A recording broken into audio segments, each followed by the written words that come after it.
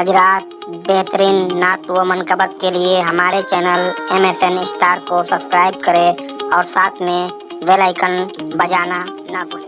दवाजी जिंदगी एक चैलेंज है मर्दों के लिए। मैं कहता हूं कभी कभार शादी करने के बाद जो है मर्द रिक्शा बन जाता है। 3 टायर वाला रिक्शा होता है। रिक्शे में 3 ही टायर होते हैं, एक तरफ माँ होती है, एक तरफ बीवी होती है। रिक्शे वाले को मालूम होना चाहिए जोर से अगर घुमाएगा तो पलटी होती है, उसको घुमाना नहीं चाहिए बहुत तेजी से। तेजी से अगर रिक्शा घुमाया तो या तो इधर पलटी होगा या उधर पलटी होगा। तो इतनी बात याद रखो, रिक्शा चलाने वालों से पूछ लो कैसे घुमाना चाहिए, कैसे चलना चाहिए। तो आप बैलेंस बरकरार रखो अपनी माँ और बहनों में और अपनी बीवी में, दोनों में। औरतें हैं, औरतों का मिजाज है, उनकी फितरत में है, एक दूसरे के साथ उनके मामलात होते ही रहते हैं। आपको मैं क्या बताऊं, हुजूर पाक सल्लल्लाहु तआला अलैहि वसल्लम की 10 बीवियां हैं। मेरे आका ने उनके दरमियान कैसे अदल कायम रखा, कैसे अदल कायम रखा। तो बहरहाल एक हकीम साहब के बारे में मैंने पढ़ा था, वो आपको भी मैं बता दूं। अक्सर घरों में जो झगड़ों की इब्तिदा होती है, ये जुबान की, औरतों की जुबान कैंची की तरह चलती रहती है।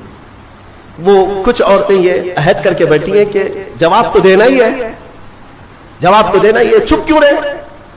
शौहर बोलता है तो कुछ तो जवाब देना है।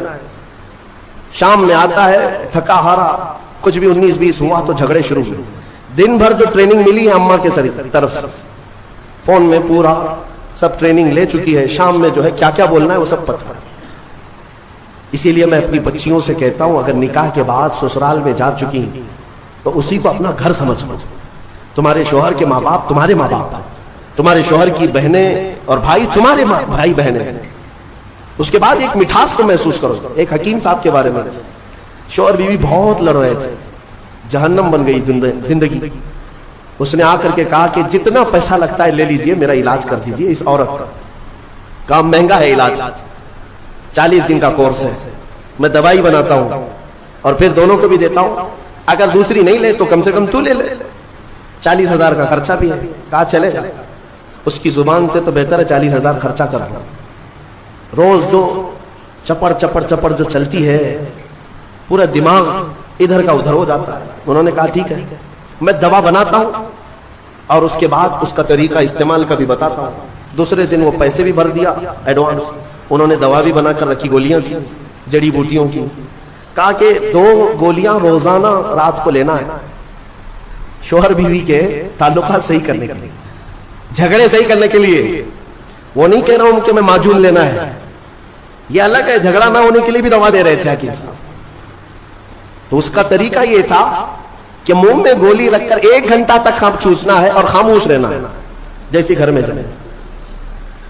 तो इनको तरीका दे दिया, 2 गोलियां ये जैसी रात को घर जाते हैं मुंह में रखे बैठे रहते हैं। खातून आग बगोला रहती, इतना लेट, सबकी फिक्र है हमारी ही नहीं है। दोस्तों के साथ, फलां के साथ इतना टाइम किए, कहां गए, कुछ भी जवाब नहीं, गोली मुंह में है। जवाब देता तो जवाब का जवाब आता, फिर जवाब का जवाब इधर से होता। अब मजबूर था बेचारा, गोली थी, उसको जितना चिल्लाना था चिल्लाई। कहा कि ठीक है, मैं भी देख रहा हूं मुझे इस तरह से निगलेक्ट कर रहा हूं, मैं कोई इंसान नहीं हूं, मेरे से बात भी नहीं कर रहा हूं। 2 घंटे के बाद तो वो तो वैसे ही शांत हो चुकी थी, गोली भी पिघल चुकी थी। लेकिन जब शांत हो गए तो रात अच्छे से गुजर गई। दूसरे दिन फिर रात को आए, फिर मुंह में गोली थी। आज फिर वो चिल्लाने लगी, लेकिन औरत को शक होने लगा कि अचानक ये सुधर कैसे गया। दोनों रात को झगड़ा करते ही थे, लेकिन कल से देख रही हूं जवाब भी नहीं दे रहा, कुछ भी बोल रहे जवाब नहीं दे रहा। तो खामोश रही, थोड़ा ही आज चिल्लाई। उसके बाद उसको डर लगने लगा कि कहीं तबीयत खराब हो गई। तीसरे दिन फिर गोली रख करके आए। औरत ने आज चिल्लाया तो उसे सीरियस लगने लगा कि आज भी जवाब नहीं दे रहा, इसका मतलब तबीयत खराब। करीब आई और कहा, अरे मेरे सरताज बताओ तो सही, क्या तकलीफ है आपको? 2 दिन से बिल्कुल मुंह चुप करके बैठे हो घर में, रौनक खत्म हो गई घर, कुछ तो बोलो। कहा ना, गोली है मुंह में।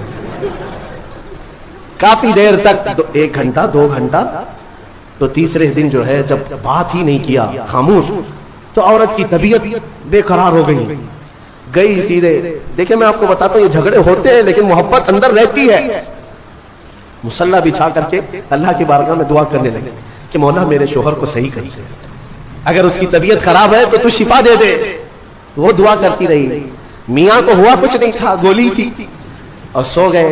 चौथे दिन वो पैर पकड़ कर बैठी, बताओ तो सही, पैर दबाऊं कि सर दबाऊं, क्या खिदमत करूं, क्या खाना पसंद करोगे, मीठा लोगे, फला क्या बनाऊं तुम्हारे लिए।